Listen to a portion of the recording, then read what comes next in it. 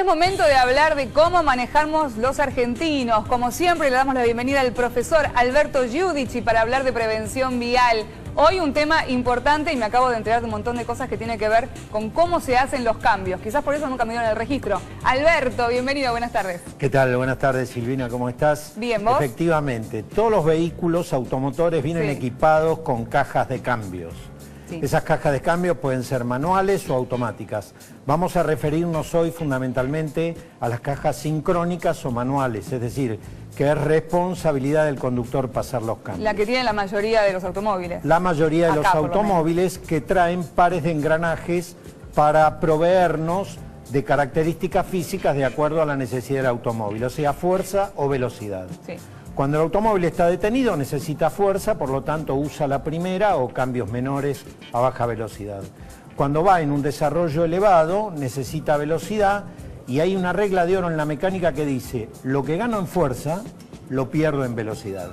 Ese es el concepto, también y viceversa por supuesto, ese es el concepto que debe primar en la persona al pasar los cambios. Es decir, tengo que pasar el cambio que me permite a mí, de acuerdo a la situación, encontrar respuesta del motor. Bien. Y el motor tiene una zona que se conoce como de máximo par motor o de máximo torque, donde además consume menos, es decir, el motor es más eficiente, y es la zona donde debemos pasar los cambios. Pero eso es una cuestión, te pregunto, instintiva, porque tiene más que ver con cómo uno escucha el motor. En algún momento el auto pide que cambies. Sí. ¿Eso es lo que hay que escuchar también? Sí, no necesariamente brinda precisión en el pasaje de cambio. Cuando el motor lo pide es cuando empieza la zona de torque.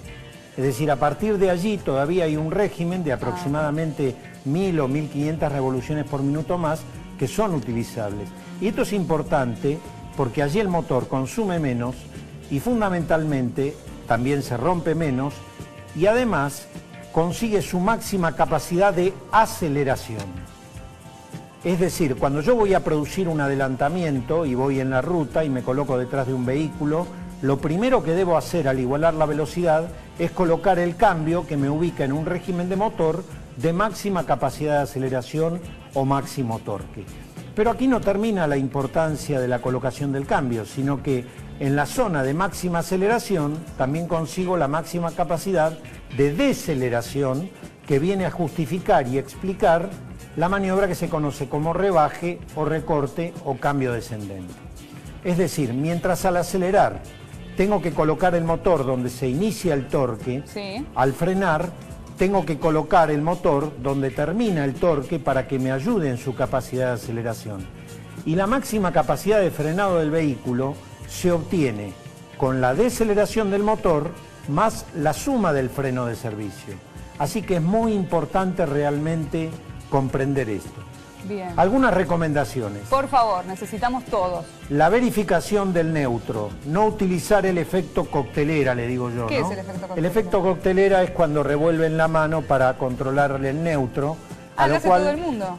Bueno, eso es conveniente, compramos una coctelera, una hielera y unos tragos. ¿Por qué? ¿No sirve, no funciona ese truquito? No, ocurre con la caja de cambio lo mismo que con los santos en la iglesia. Todo el mundo pasa, le toca el pie pidiéndole que lo ayude, pasan tantos millones que le gastaron la pintura primero y el pie después. Entendido. En la palanca de cambio, si yo llevo la mano sobre la palanca, verifico el neutro con la coctelera o empujo la palanca, desgasto el mecanismo de selección y después lo maneja una sola persona.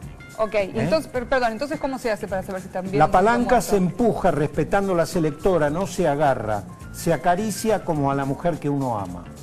Ah, bueno. Con el eso profesor vamos... Alberto Giudici tuvo un lindo fin de semana, parece, familiar. Bien, me gusta tu parte de poeta, Alberto. Bueno, cómo no. Bien, mezcla Neruda con los fierros. Está bien, es un buen combo. Bueno, muchas gracias, Alberto. Un placer como siempre. Un placer también para mí.